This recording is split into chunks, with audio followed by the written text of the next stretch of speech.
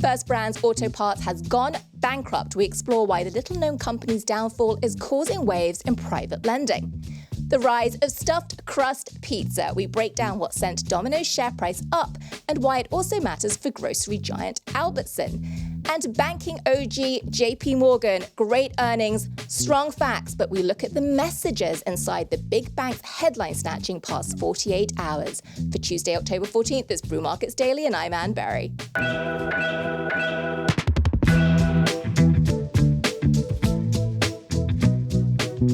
More market details to come, but first, an op-ed in the Wall Street Journal, another earnings beat. It's been a busy 2 days for Jamie Dimon, CEO of America's largest bank, JPMorgan. But there's one particular play I think the savvy dealmaker is making when you cut through it all. More in that in a moment. Now, JPMorgan reported strength across the board in its earnings this morning, hitting total revenue of $47 billion for the latest quarter. IPOs and merger making drove investment banking fees up 16%. Trading profits were robust. New checking and private wealth account openings were up, and lending rose, overall exceeding expectations. But let's look beyond the numbers to what Jamie Dimon has been saying. It's not just the counting that matters, because the market reacts almost as much to the comments of someone with as much access to America-wide data as he does, which is why today's earnings call is especially important. Now, amid the good news, Dimon issued a caution about the US economy now, and in general terms, he pointed to risks of softening job growth, geopolitical uncertainty, high asset prices, and also sticky inflation. He also warned about debt being issued outside banks. Let's hear what he had to say today on that call. If you look at like CLOs and lending to leveraged entities that are underwritten with leveraged loans, so there's kind of a little bit of double leverage in there, I would say that, yes, there will be additional risk in that category that we will see when we have a downturn. Now, hold on to that thought, because when Jamie Dimon talks about leverage and when he uses the word cockroach, the market sits up and really takes notice. Stay with us to the end of the show, because we're going to come back to this exact point. Now, the importance of what Dimon has to say is also why I was so struck by his writing in the Wall Street Journal yesterday. In an op-ed, he announced a 10-year program called the Security and Resiliency Initiative, in which JPMorgan commits to supporting American investment in key areas. And they're going to sound very familiar: supply chains and advanced manufacturing, aerospace and defense, energy, and of course AI, quantum computing, and cybersecurity. And he cited specific examples, such as building American, quote, manufacture of life-saving pharma ingredients and updating electricity transmission. These are exactly the kinds of areas that the market in general is excited about, but the White House is focused on too. Now, JPMorgan would make a, quote, $1.5 trillion effort to help with the financing of all this. Although candidly, shoring up financing from other people is what the bank does anyway. It's really just a call to companies in those specific sectors, and this is JPMorgan saying, we want to be top of mind. Come to us when you have business to do. And Dimon did say that the bank will use its own money, up to, quote, $10 billion in these investments. Frankly, though, sounds like a big number, tiny money for this giant. So what is he really doing? Well, this is just one person's view. Jamie Dimon is very politically savvy. I admire him for it. And his patriotic rallying cry to invest in America sounds to me more like a mating call for one thing in particular, and that's the prospect of a juicy IPO fee. The White House is reportedly considering a public offering of part of Fannie Mae and Freddie Mac. These were established by Congress in 1938 and 1970, respectively, to provide liquidity to the mortgage market. They are private companies, but they have operated under federal conservatorship since the 2008 financial crisis. Press reports suggest that these companies could be valued at a combined $500 billion, which would make any IPO of the companies, together or apart, all of them or a piece of them, massive. And the fees to the banks arranging those IPOs, also massive. And I've no doubt that Jamie Dimon's timely support of all things USA coincides with the jostling that is happening right now for a part of those massive fees. All the banks are circling, trying to win a piece of the action. Jamie Dimon is, after all, one of the most commercial CEOs out there. We'll keep watching. Coming up, we explore how the recent bankruptcy of an auto parts company exposed potential risk in private credit. But first, a word from our sponsor, Capital Client Group.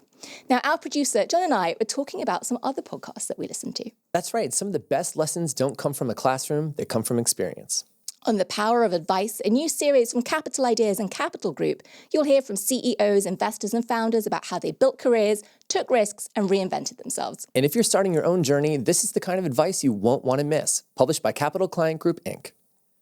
Well, two recent bankruptcies in the auto sector, First Brands and Tricolor, are raising big questions about how private credit operates.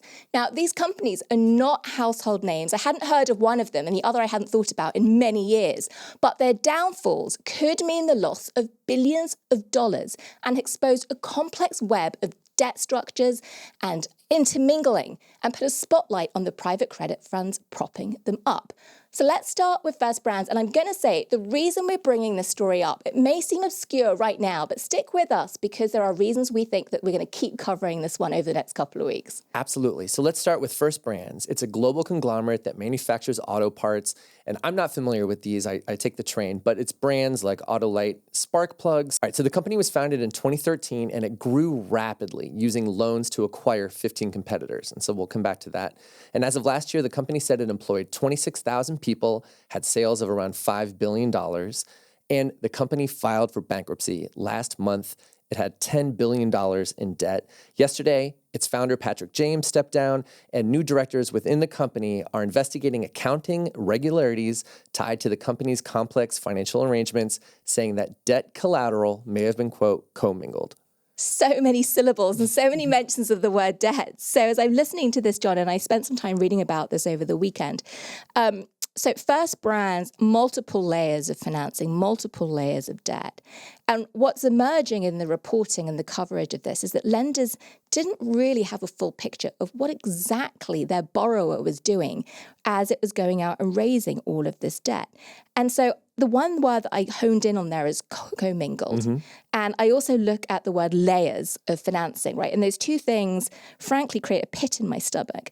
Basically, what it seems as though First Brands was doing in one area of its capital structure was they were going out to lenders and saying, hey, lender, guess what? I've got this great customer and the customer owes me X amount of dollars in revenue. Just lend me the money, that amount of money, until they actually pay me the cash, mm-hmm. right? And one of the problems that's unfolding here is investors are now worried that First Brands gave that shtick to a bunch of different lenders, didn't disclose that they were going out to lots of different parties to basically get the same kind of debt on the same assets. And now the real concern, the alarm bells are ringing, because it seems that maybe $2.3 billion of debt was raised this way, generating $2.3 billion of cash into the company, which maybe has now, quote, vanished. Right. I keep hearing that it's vanished, and that sounds criminal. Well, actually, it is. That's not just a turn of phrase, because there are now reports that the Justice Department are investigating to find out what exactly has happened. And the word that kept coming up over and over and over again was debt, mm-hmm. right? So there's a specific kind of debt, which is when companies borrow against their accounts receivable. That's the promise that your customer is going to pay up. But there's other kinds of debt in First Brands too. $6 billion in high yield, affectionately known as junk debt, which actually sits on its balance sheet. That's where you tend to have the most visibility. It's this other stuff that you structure cleverly and you have sitting off on your balance sheet that's really causing some anxiety. And looking at this, lots of folks are saying they're getting deja vu, that there are precedents in history that do not sit well with them as they think about this set of facts. Right. Well, they're saying, is this an auto parts company or is it becoming a finance company? Right. So people are thinking back to Enron, yes. which was a utilities company. Yeah. But really, it came down to, was it giving out loans in a finance company? And just yesterday, I'm going to throw to a clip. You spoke with Danielle DiMartino Booth. Yeah. And she had this to say about the situation. Yeah. If First Brands, which is just who cares about air filters?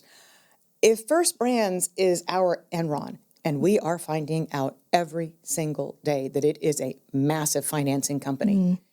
Yes, there are auto parts involved, but last night before I fell asleep, one of the financing arms of this company said that $2.3 billion had up and vanished.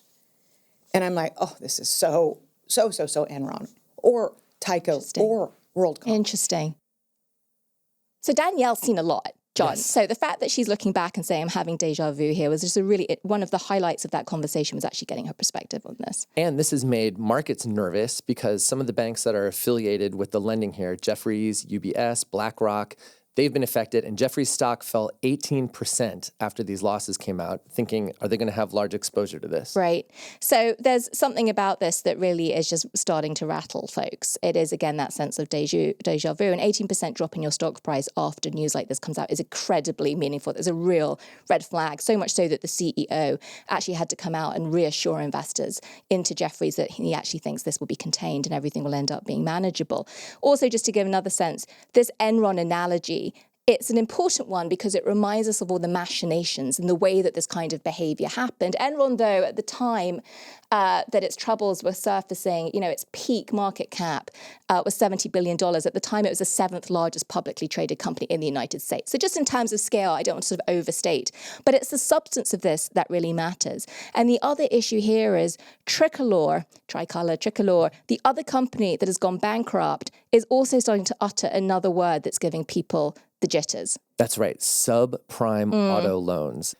And so Jamie Dimon commenting, we were talking about him earlier today, on First Brands and Tricolor, he said that I probably shouldn't say this, but when you see one cockroach, there are probably more. Everyone should be forewarned on this one. So maybe the size and scale isn't that big, but you're starting to see little cockroaches. There might be more. And JPMorgan in this issue, in this piece of it, does seem to have some exposure to Tricolor, doesn't, though, was not involved in lending to First Brands. But the complexity of all of this is there are ricochet effects, there are ripples. And so what happens to one bank does tend to get attention from all the others. And what this is shining a light on is if folks don't do their homework, if folks get sold, for example, the same asset over and over again, this is where you run into issues. So we're going to keep watching this one because there's actually more to it than meets the eye. This is also one where I do think that the themes that are hidden in there are the kinds that make the market sit up and pay attention. So I think there are a lot of people quietly watching how this bankruptcy unfolds.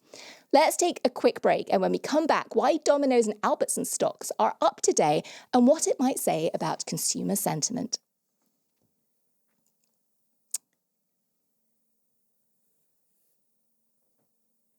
Well, growing up, my family couldn't dine out much, but when we did, stuffed crust pizza at Pizza Hut was the ultimate treat. So I got to have a little trip down memory lane today while unpacking Domino's earnings. It just reported a healthy 5.2% US same-store sales growth. That's the golden metric for restaurants, and it was a pretty good outcome. Now, this was driven in part by the success of the stuffed crust delight since its launch at Domino's this spring. But this also caught our eye because its performance was so much better than the other quick service concepts we've covered recently, folks like Carver and Sweetgreen. Those have been seeing customers paring back on eating out and their growth declining. Now, as well as innovating, the Pizza King ran a strong promotion. It was called Best Deal Ever, which let consumers get pizza for under $10 with lots of toppings. And it rolled out a partnership with DoorDash, which Domino's expects to see contributing more later this year. Despite this, Domino's did flag some warning signs about consumer sentiment. The CFO said on the earnings call that restaurant sales have visibly slowed in recent weeks. Well, taking note of that comment, I switched over to take a quick look at Albertsons earnings, also out today. And one of the reasons I love the markets and I love earnings season is you can go and find sort of pieces of a jigsaw puzzle and start putting them together to figure out what's going on at a larger scale. So in this instance, I wanted to see two sides of what I think are the same coin. In prior cycles, weakening of consumer sentiment often came with people just eating out less. But as a result, they were purchasing more groceries. And then within groceries, shoppers tended to buy cheaper brands. So I wanted to see if Albertsons is seeing this phenomenon happening right now. And sure enough, there are signs of consumer uncertainty there too. CEO Susan Morris said Albertsons shoppers are using more coupons, they're spending more on private label, so read value, and they're also not splurging outside their essential purchases as much, despite the fact that Albertsons is trying to lure more purchasing by absorbing cost increases and keeping prices down. So between these two companies, the signs are starting to read difficult for consumers going to Domino's and Albertsons. Now, both companies are trying to offset this risk, the pizza chain doing so with cost cuts, the grocer with more pharmacy and digital sales. For today, Domino stock up nearly 4%, Albertsons up nearly 14%. We're going to keep watching because all of these are little pieces of the information puzzle and how the consumer is doing. Well, it's 4 p.m. on the East Coast. The markets have closed and we don't have a ticker tape, so let's throw it over to our human ticker, John. Thanks. It was a rocky day for the major indices on Wall Street. The S&P 500 finished down nearly 0.2%. The Nasdaq finished down 0.7%, and the Dow finished up 0.4%. Another day, another commercial partnership with OpenAI. Today, Walmart announced that its customers will be able to shop and purchase items directly on the ChatGPT platform using instant checkout, similar to recent arrangements with Etsy and Shopify. Additionally, on Walmart and Sam's Club websites, customers will be able to interact with ChatGPT in the search bar. Shares of Walmart were up nearly 4% today on the news. Well, final thought on this one. It is the big week for bank earnings. We just unpacked what's going on at JPMorgan. Goldman Sachs also had its earnings results out today. Again, pretty healthy set of results. We saw that with some others also. But there was a different piece of Goldman Sachs news that we wanted to flag, and that actually announced yesterday. And that is that the mighty bank is spending just under $1 billion over the next couple of years buying Industry Ventures, which is an investor in venture capital firms and early stage startups. Now, Industry Ventures manages about $7 billion, which for Goldman Sachs is really not a lot of money. So why are they doing this? Well, one person's view, they're trying to go after two different things. Goldman Sachs, too, does not want to be left on the sidelines when it comes to getting involved in these big tech deals. And so gaining more scale, doing more in that tech space by doing something like buying a big investor in the venture community is one way of getting into the flow a little bit more. The second thing here too, and we touched on it in our last story, is about continued access to private capital and private assets for retail investors. Banks are going to want to make sure that they're on the cutting edge of getting access to private investing vehicles out to more and more people. This, to me, just another move in that direction. That's it for today's Brew Markets Daily. And Brew Markets Daily is hosted by Ann Berry and produced by John Crotteau, Tariq Abdellatif, and Emily Milliron. Our technical director is Uchenna Waogu, and the president of Morning Brew Inc. is Devin Emery. Wake up tomorrow with the Morning Brew newsletter and tune in to Neil and Toby on Morning Brew Daily. See you back here tomorrow, same time, same place.